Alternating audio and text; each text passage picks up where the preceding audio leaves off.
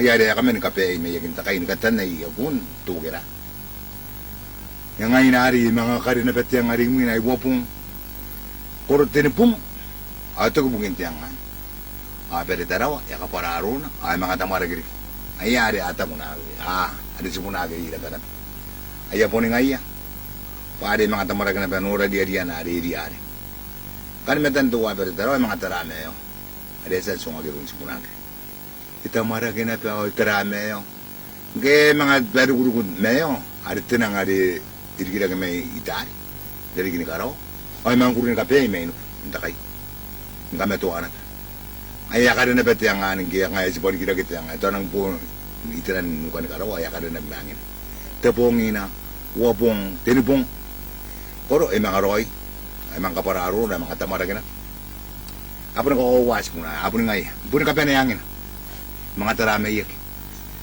Gitara-tara po ang mga taberugurukut tinang. Tinang ari mo maraga may yon tadi. Dari gini karo. Ay mga kape may miyangin takay. Nang kamatuanan. Giyakar tiyang ari, tepong ina, wapong, tinipong. Koro tinungan tepong. Aw, kapararo no ay tamarangan. Ay metanang kan na may inupo. Ari, ayesan suangag basito mo ng tepong. Ari ang takayan. Nang ka na inurat tinang paya si pamoy. Ay akatay na ba nagkaway ako, nagkapaya ni kamatuwa. Payaro ko na mamangin na tinang na. Ay ari metanay tamaraki. O tira may inupo, ay takapinin nang. Ari itong ang kopa. Ari ang taraw. Ari nang kayat ito ko kira. Ganang ipano na po ay mamuhi gini karawa. Doon tari. Ay kita para. Ya kape na ito ni kami ito ay may antakay. Kaya kita ng ano, ay pundo ko na nangin. Ari na nga, yesen kami ito. Ya itakay ito ko kira. Sita pong ina, kaya ka rin ni ito ari, ari ito nga, ano ba, kari ang tarawat yan, tiyangan. Ada na to tiang nga kura-kura iluwi metang to typhoon ne to nga gitu aterari turkan kam caga tayo pa tiang nga ang kura-kura. Ada ko nan kita na ko tiyaw siya kan. Ito ko bukin tiangan kay ngapong. Ay tamara ke pero ay. Ay ano kon diri ni diri. Ay so diri. Sinagurun duwa pa tangiri ko tamang mariteri kintaraw. Ito ko ni diri. Taningay mo pas lumisi lumiyak. Patuway esa na ben garawag pa nagi busika garaw. Idun taw garawag nakain garaw. Ge ina ni diri. Ay ta ko ni diri. Nauna ta pausun ta kay. Ada pun narokan adu kira. Ayaw na na may kausun. Payanam ka. Anagi lumiyak. May garaw.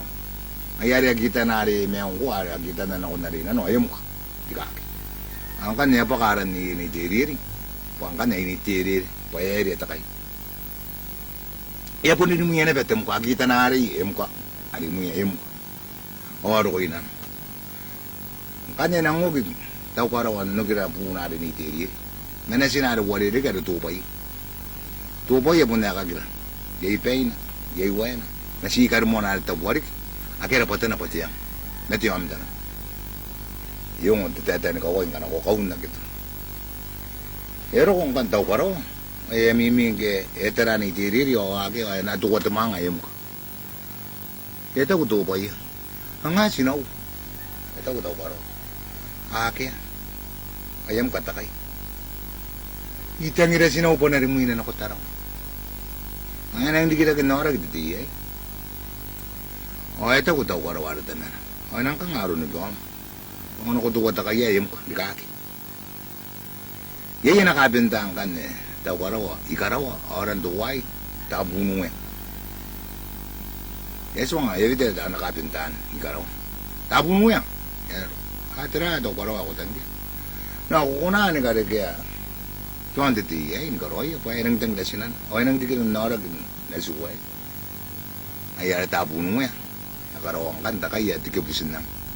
Ay, ito nga kita kaya, baka ikarawa.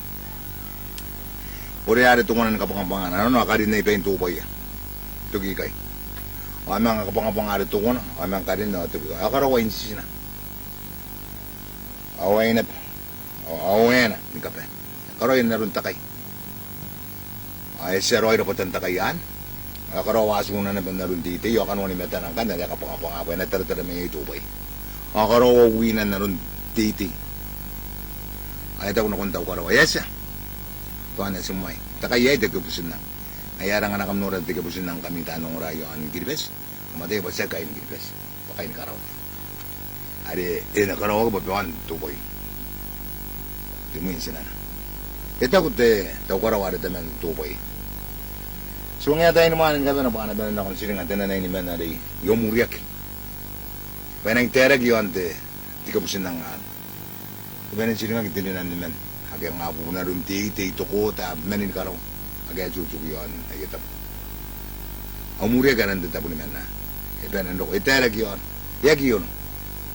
Kaya suwa tau karaw. Panen na kung sila niya nanay ni man na kay karaw. Agak ay asimang kurun na rin na kay man. Ang kon na ikay apen karaw ari apen sila nga kay man. Rimon na itong aumuriak. Tuko ko ni atan ni karaw. Karaw ni karaw. Karaw miri-miri. Karaw wato. Tenan tapo ni man karaw. Gaya ni man na kayo ay terag yun. Irun tuwa na tapo nung yan. Ayan ni kok. Ayan ni koroy. Ay karaw wagin na inyagin na nenari te takayari. Tigapusin na. Ay burere yun ang ano pa ipay na nikipang kan. Ari yasen karaw eh. Ayan ni koki karaw. Ang kan ere kaya ng kan. Ari ito tunga kaya tupoy ito burere. Kaya eri ni nanong tupure. Ari tigapusin ng inan. Nanon kipa-kipa na ikaraw, ano ko iya taman tau karaw. Ata ko na kung nasinan. Tau karaw ha. Kung na kung lumingin sinam na ko taraw. Awag ito po itong na ako na usa. Kaya iraw ni para ka karaw. Ito ang ngayari, ito ang magiruya. Kaya aron gisan pa, ito ay isaki karaw. Ito ay, tayakan na rin isaki. Manako tagdagara ka may na. Ngayari, hegip pa ni kuha kay karaw. Tau tupay ito pwede. Ang kinang guna kong sinana. Ayaw pakantangin na beta rin natapwari. Tiyang. Ayaw giyanap. Hindi ko kaya tayo tupay ito pwede pa. Pakantangin tayo rin nari. O yasisipin ako nat. Yasisipin yun tapoy ka. Onero. Pari-pari. Tawginans. O nuna. Ngkay. Tepe onero. Irige. Ngkay ba nauro. Ano nang kuwan mo, nero. Ang kantaw bugin nan sito, ay ito, apaan na kagi. Ari, bibitag, aran, didig ay kano. Garo ka ito po ngayon. Yagi pa yun, nero, pari-pari ito bugin nan sito, nuna. Gero ko yun, nuna. Tupay ito po ere. At naman na tiyan nga tuwa ni, aran niya, ni kasura.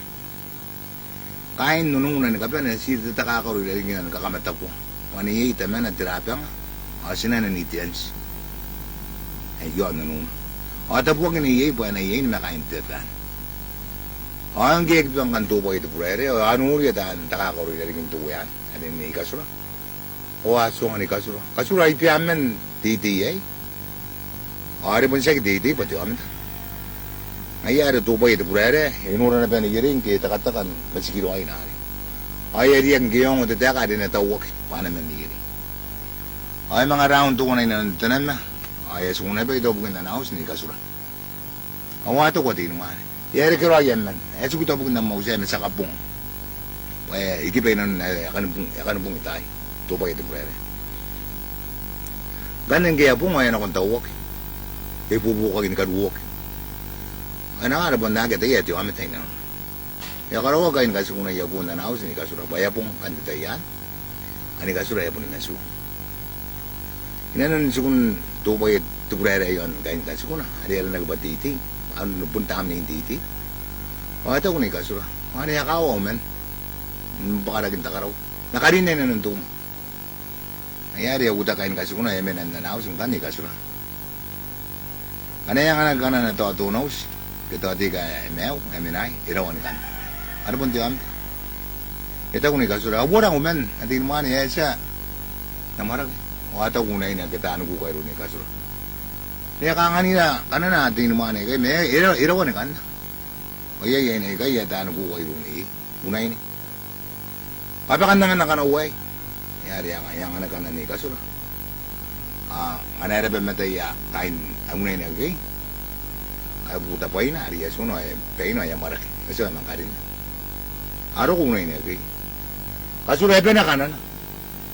Kita ko ni kasura. Ay kam kakawuwa daw ron kan. Arin din kanawa kanan no men eh. Ay iwo te mara. Tunay bugin ni kasura. Tunay bugin diti. Awage te unay ni ari ati on. Tetay tunay ang yeru. Ay buta pa ina tupay. Tupere. Ayan ako na mesura di ni kasura. Yeru na ora di.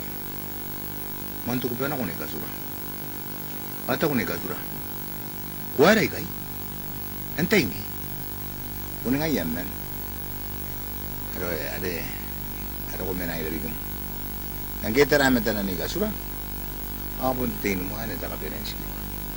Ada pun to ko pa iseg kain ka. Abru kan ngoni metana. O te ke bu me nei na.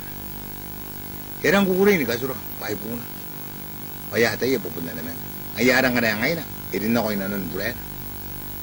Ani kasura. Unay na karawatari ka na nauman. Aya ako ang kani punay rin tayo pati kami. Ipong. Makaroon ako ni kasura. Inang ipikuko ni kasura. Yamimi ito na yun yan. Ito man narin nauta ka na naman. O yato. Kasura. Yara rin ko. Yage inam. Kopikuko.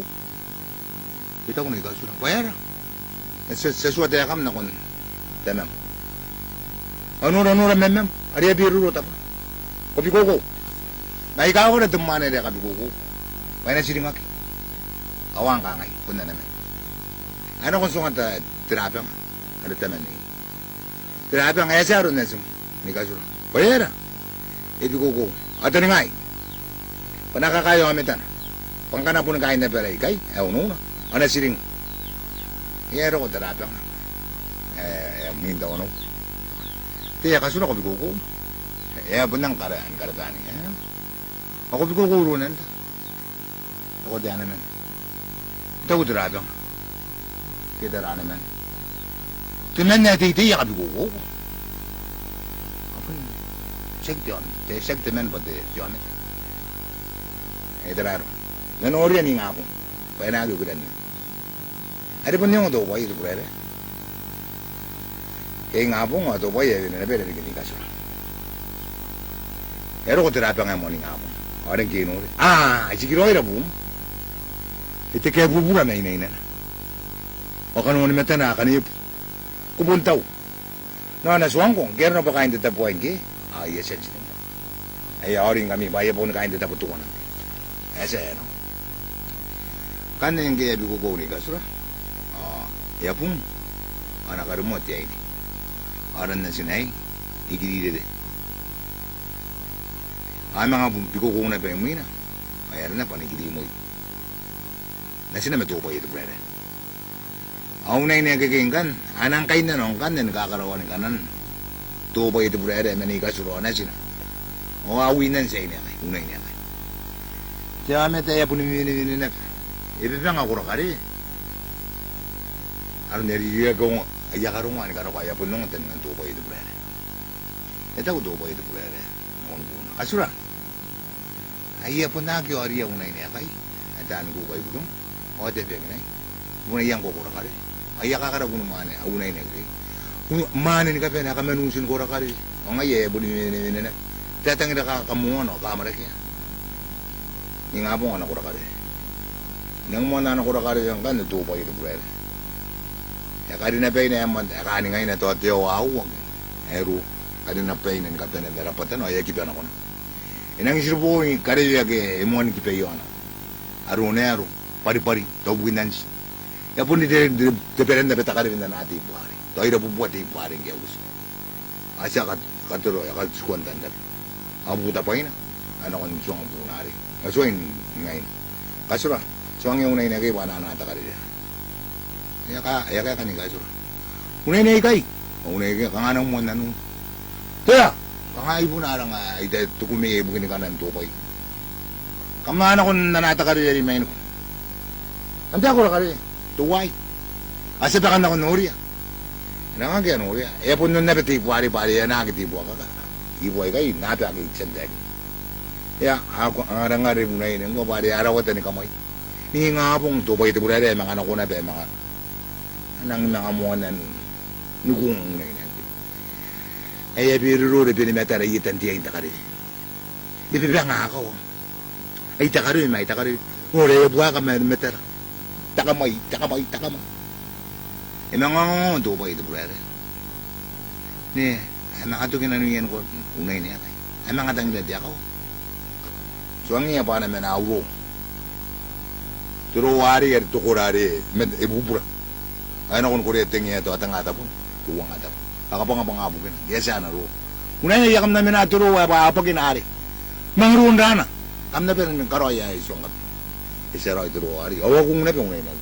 Kunari ng kapang naruto ko. Ibang ako. Awarang gesa, naruari, anang gipa. Ay gipa yon tapon luas. Titapori ro ko yataki.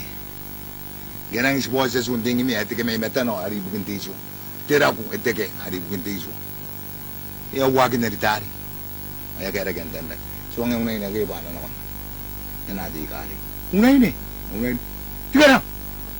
Kaya kami naman ako na nati kari. Ay mga tika na mga bundok ko ba ko na ko ay pun na kaya ano ang kaya gip. Nang loko nang amatin tintika. Ako kain dito po ako nung baru wag nang tikari. Ya karawa kaya si bagin no. Ni nga pong nakatika na pa. Ako nung ano ko ni mga nguro. Ya ay mga tikang ko takari na itakari mga tikang kay ya biro dipini metal. Ibe mga mangurun turo. Ay ako naging tukoy ito brother. Ay nang may na inang nang din ako bukon to buka. Ito ko na ko tunari. Ni nga pong anang gitan. Nakaira na suwa ta karumuan ni Giride. Manang graw ta bori karo. Kana yurong ko. Anataraman tan na sumay nasunan ki. Paulong akong gimulo. Ana su ko armuina ni Girimoy. Panganay itang ragurom na ulong agurom. Ako nataraman tan ni pay mataw na. Ingabong ayan na sinari. Kari na pay na. Katoka na sinari ni Giride yun ang kaya kita na. Ni kasurayetang. Ay tayo naging tupa ito. Kaya bawal eskiron.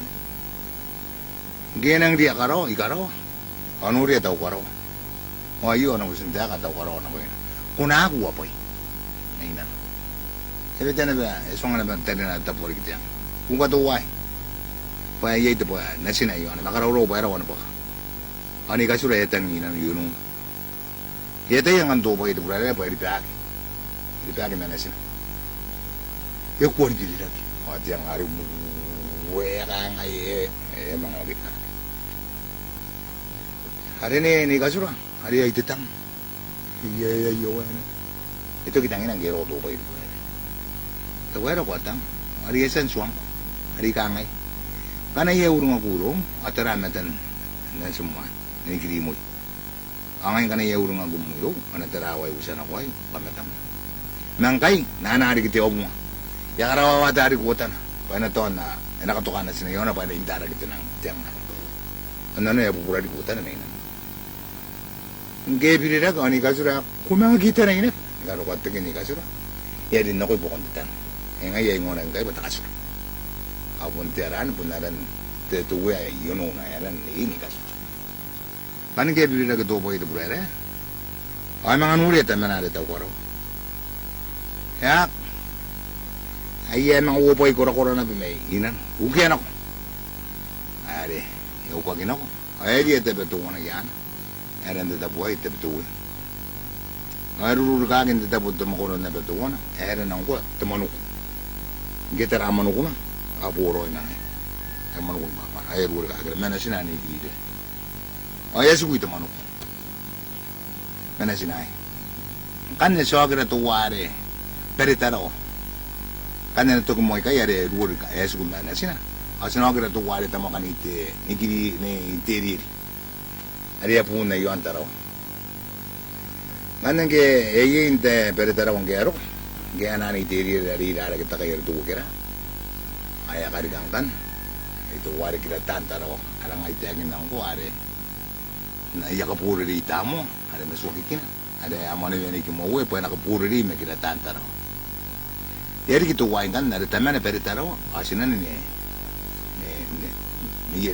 tiri kan ni itu betul wagra tantaro ni kemau yang pun ni mana korak nana tapun ni kemau ada tunga ki buari ke ba tabu ke ni kemau Ang kita-puto kira tantarawan kan. O iyo taputo na. Ada te hangat tapunen kawai. Penatari. Tuwa ani ko mo kada woni mena doan ani ko mo ayata. Ni ko mo ayata tara tuware kira tantaraw. Ada nakapuri di mangai. Ayata punay tuware kira tantaraw. Tapi yung pusari takanin ngayon. Ari rukuyeta ay di panana betari ano na ba. Kira tantaraw ay panatari. O yung kan tapong ni. Panatari ano. Puto pumiano ko buwaka ko umiano ko ipin na umiano ko tirin na umiano ko tipito to umiano ko kurutun mo. Ay ito mo na kira tantaraw. Ang kira di kago amang akakun. Ani ko mo ada pun tara-tara.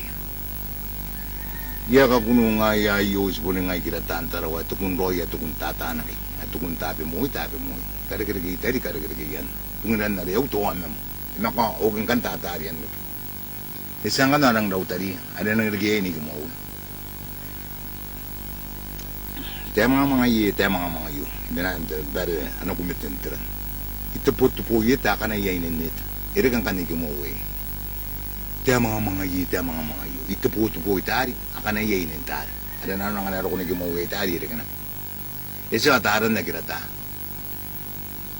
yana tupaka pen hoya tari o tarani matani kuno na kya na kunteran na ni tuman na tungunan ng tanga yo ni gimuwi ngungum ngayo kapapa may abon singay na penanungim ko yan ni gimuwi abon singay na daw pani gimuwi takaperan sigaw ang ginunurag na payipol gaya na kong kirataan taraw ani gimuwi pero kung naman mga taran ay taran na mga ina ari sa kami ni po ina nga ila doon na kay tawag kitang kain duro ay kay inagi taran na tingnan yung taran teman ang area kami hindi kita taran doon ni gumawa pang gitara may na ni gumawa ay abi ko kuna ben taran ni kirata di ko kung ni gumawa ay kay na sina te pigita kamera iya pigita rapo pigita matakay o pigita aman na siya doon buwari apenin ikaw ira guwe ay kay kan yeri kinome dari kay ikaw mo uwe tiran sinabi ay karagin naman kay yan ang ngome tay kay kan yung buwari kiro mo awe ay kay tinan na yakaw ngayon tuway na ubo po kita na buwari tuway mimena kita na buwari kang ay menu ikani metaan yung dandag ano ubo po ana makurang kan takakaraw ka na yung uwe ay kay tinepo kana karaw kana yung ibura na karaw ni kana yung uwe ay kay kaya kapakagin na baso na upunta siya irawa kirara po metabuiro na ubo po pinadadabo ka yung uwe ay kay pinanga uwe ay kapon na ni kakaray ang kanina na nasikon na ubo po dandag arin na mo yung agad patana ayoko sinabi tuwa waya tuwa yo manang may makayo abe yo tiniman kaina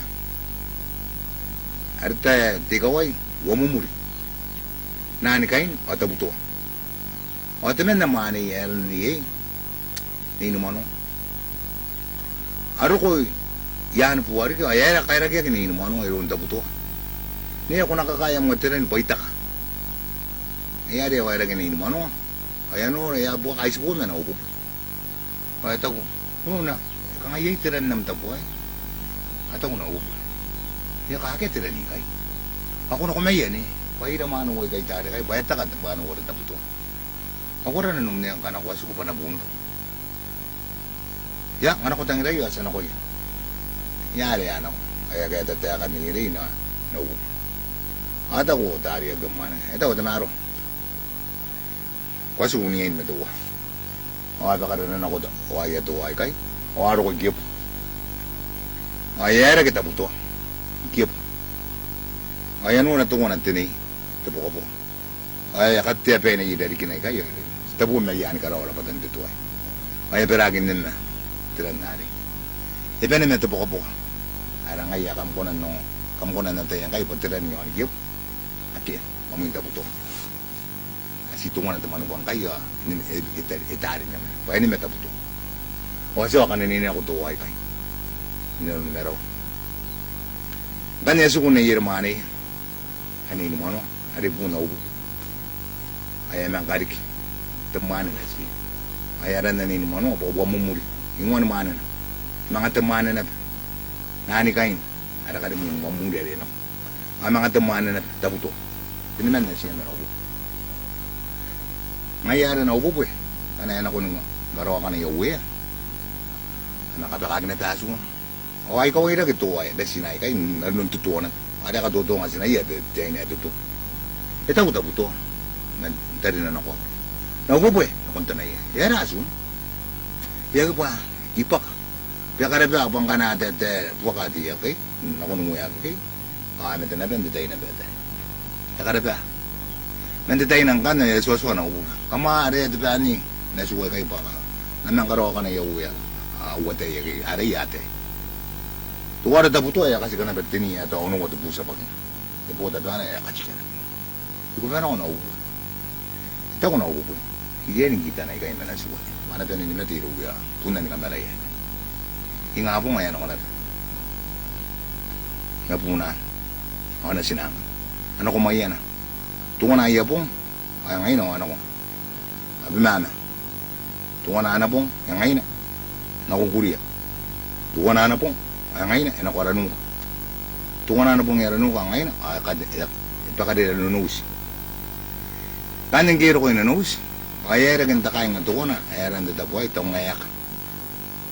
Tumakuron na ba yung nunus? Ay kain na po tapak. Ako po na nitibiya. Ay nani Peruni. Ya karagi ya tapaka. Ya karagi. Naku irwa ada irwa. Kanang kaya ko irwa tapaka. Ibu semua ya tapaka ni kamar ki ya para irwa. Kita pun tak kaya nga itong mayak. Ana sinara tabuto. Kita rapun ta tapaka rin ni tibiya. Kaya nanon na pangitang dia. Kaya na bun. Kaya na ko na bendia kun tapaka. Rabuna ni tibiya. Tabuto ay naman ulo tabuto. Nasin pita kamera yung manin mo. Ay tako na basun. Tapa ka nunuri. Ita ni kagasun. Met. Ay tako na ulo. No, ko ira na tuwa ya ko ira. Ay ko na buna.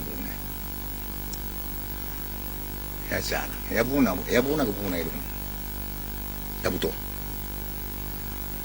Kanya, apon tatanin nga kanya. Naupo po eh. Piyata kamera ya, piyata rapora po. Piyata matakayo, piyata nang buwari. Ari eswa na ko, as bari esan tige nang nanus. Kaya may ako na sinagay ni natin. Ari mo yung piyata kamera ya. Pero ko yung mga yan, asisirap. Kita ko na kon nakuyakain mo yan. Mana kam nura. Te naupo po ikay. Yasan na ko. Ano kaya? Ano, daw kanuri ya pimana. Yung mga ano pimana, tunga na po. Ang kaya, yasa na pan ako. Ano ko kuriya. Yasa na pan ako. Ano ko nuri ya ranu. Ay, yasa pa na ko na doon. Tupang na po kayo, ari no. Ay, ano ko, duminan ako na nubis. Ari, amin na yung main. Kita po, daw ngayon. Takain nga. Ayaw po, di ang tura. Ay, daw na upo eh. Ganang do. Ay, ako kakuhay na nakakakako. No, sige daw na tayo niya. Ay, tayo ka nito yari. Punta pa ka rin, mga puna tabuto. Ayaw na pa tabuto. Ano sinaw? Ayaw na tayo ka. Kaya ka ni mga puto pa karubyo. Kaya mo siya na tayo kayo, ay rin. Maripo na pa, tapunan ka malayat. Akero ko. Ito ko, piyata ka malay. Kaya na siyang may, ito na miriyan. Ito po na mga puna-puna. Ayan ang mga nitibiyan ka ng mga puna, pita ka maray. Ayan ang biko ko ni e biko ko ni tibiyan. Ayan so nga naupang ka ni nanus. Iyam ka amta po ni. Kay karagay kayo amitang kay. Peru. Asan ako ba ko na bungi i Peru? Nanigil ko, lugyan ko lang. Ngayari man ang ngayari yung mga tapito ko. Piyata kamera yang kan ke mga roy dabdo ay ano na sinto pa ito pwede ano ni gilid ata ko na ko piyat de ito ko piyata kamera yan wala nanum to boy ang kana yup pa na bung kain na daw ay duru ayogin ni yun na nasuma akita ka nga Ayan na akong kaira po natin ni Devi. Maro ko'y Peru. Inang pong niruyan ako lang. Yakin ako na sina. Pati tapano. Kaya kasi kami mayroon. Imeti ni katapano wari. Nakakamiyawa po tapano. Kaya taong naging sina na.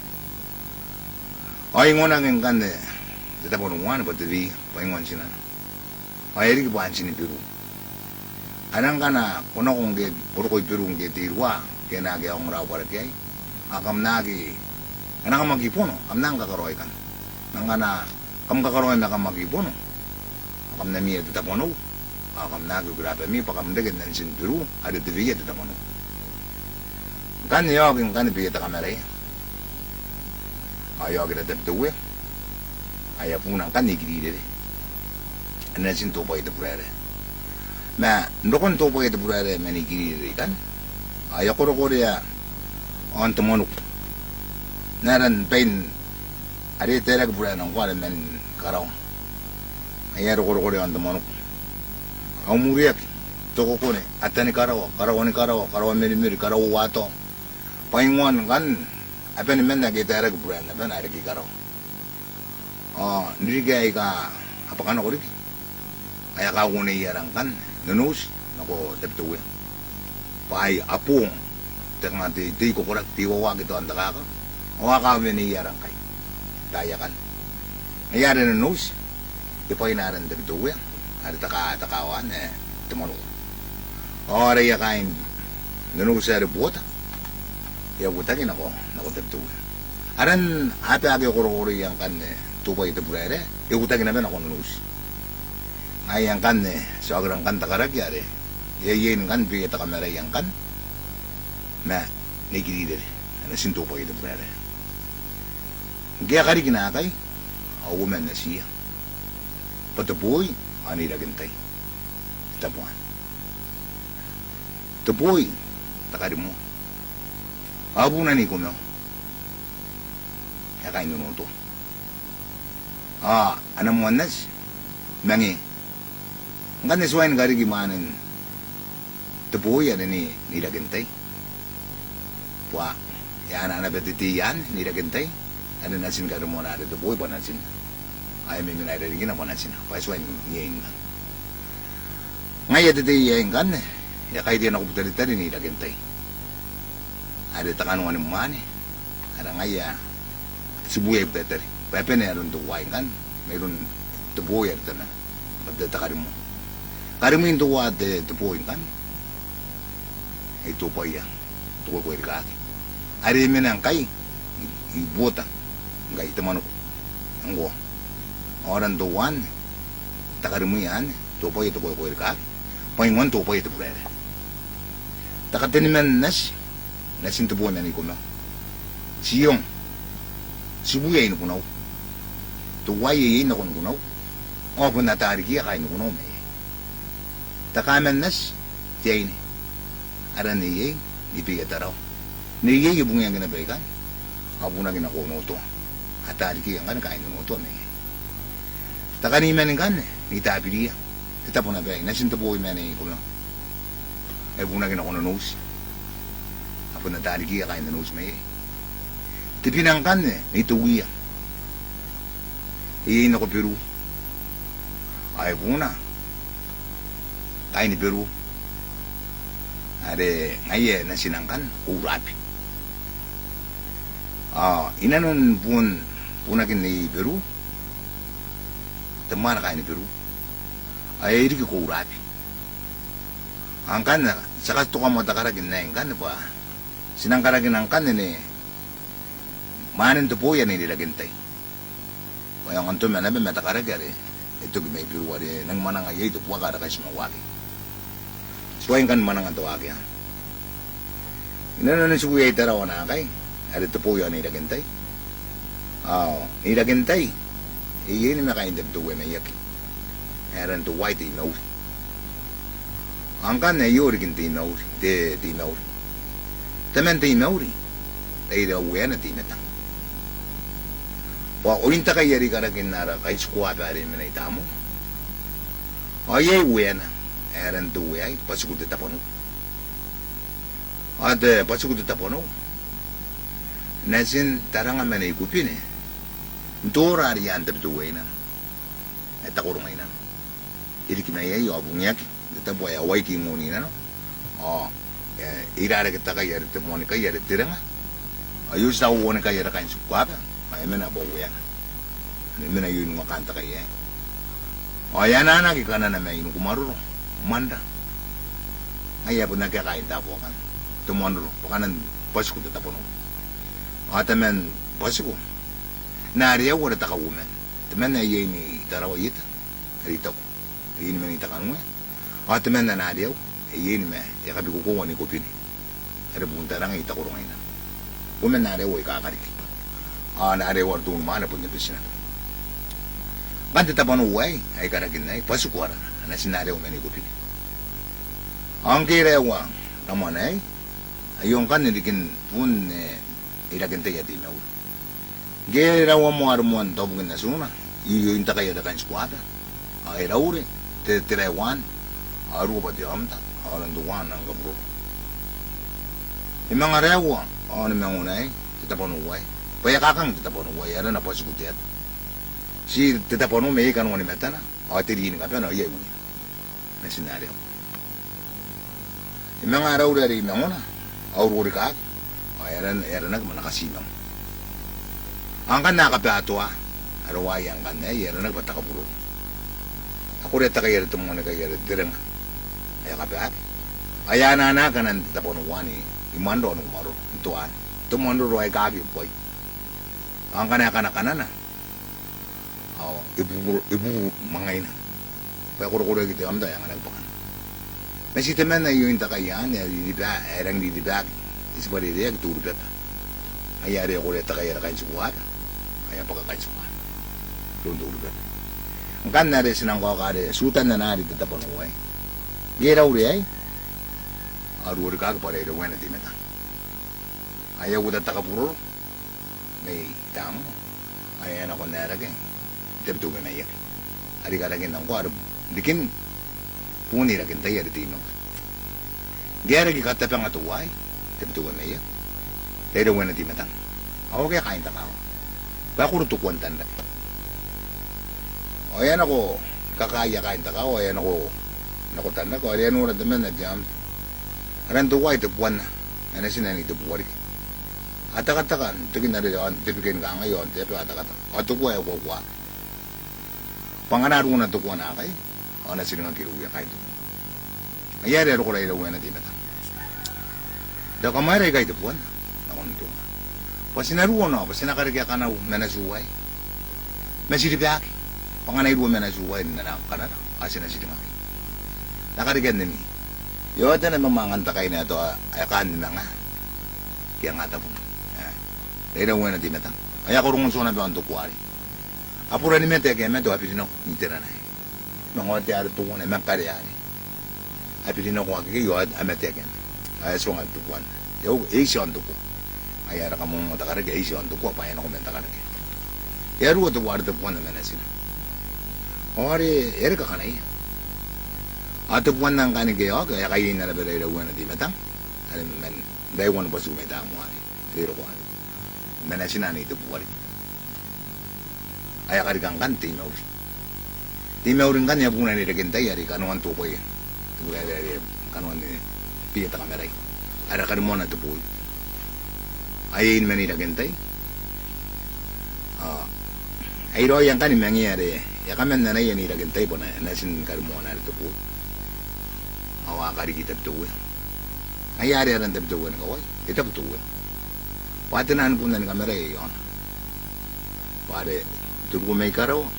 Pupag ito po rin. Tama na nga may samo. Kanuan ni Kimaw. Ada bigyan kameray. Mga rairaw na timetang, ada men bos kutiat, ada tapano, ada rairaw kay, kiro ko na bitap tu.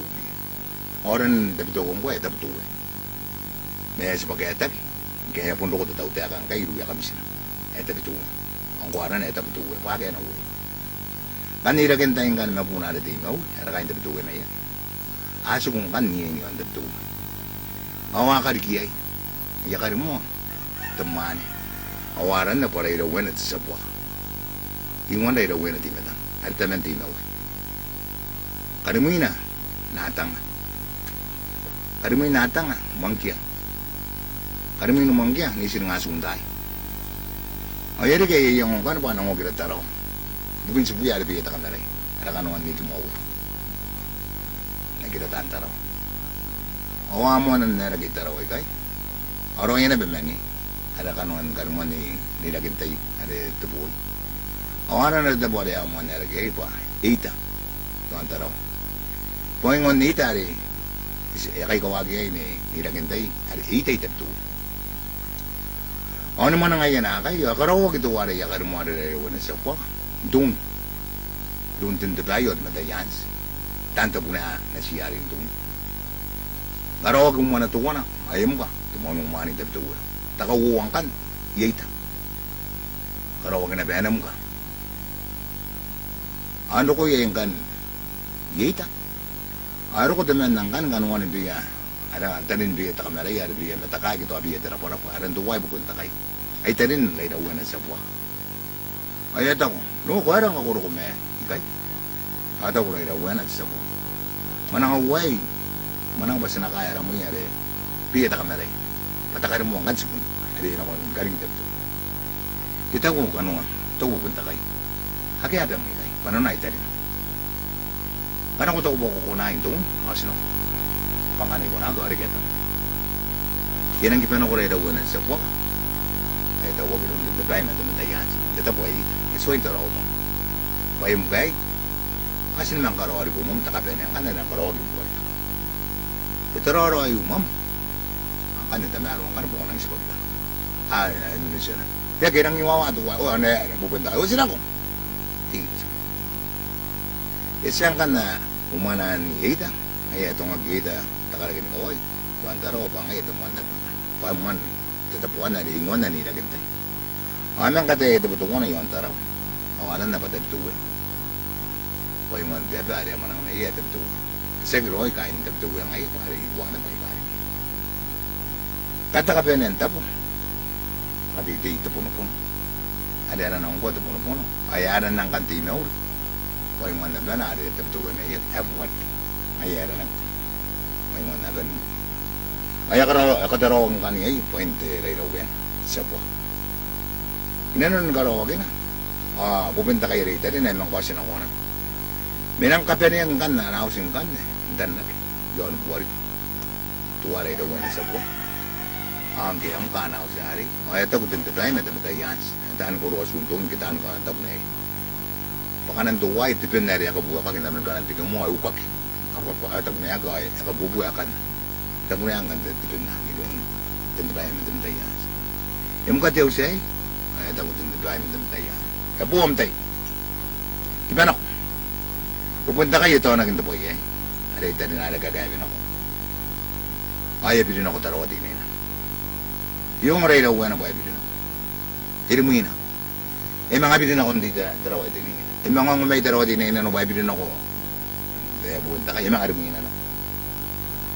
Ay katuwa tayo tunay. Manang dahil na kayo ng gemondo ko. Ay ito waki. Adiswain taro pa yun. Yata kung di tayo ng imang ano ko. Ata ko nakarubuwari. Ay hiragin tayo matinaw. Tuway. Silihin na ako muna. Sinako na nagtinas na siya kayso. Yun ang biru. Kaya na raw roy.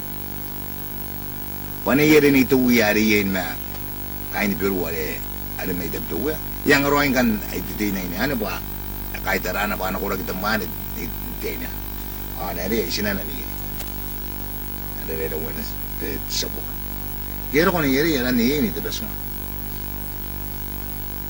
gero ko ibuwari ni yeri ni tabaso ang kan ito na kiniyag ba tayo nung gero kung titay ni reda wenan kaya kakaya pupunta kaya mo atyaws. Ito kung nakon na sina na rin nila gantay. Hindi mo. May yati ay ni ay. Ito ko tanda na, masina na. Boom! Masina ko na na yung ibiro. Ang nako ni pangay din sa buwak. Ang kanay buo na yun eh. Ang natikin ako dun buwak. Nakam nako ka ni. Ito ko nila gantay sina na. No. Hey, laro ka na, biro ka ako ng kananay.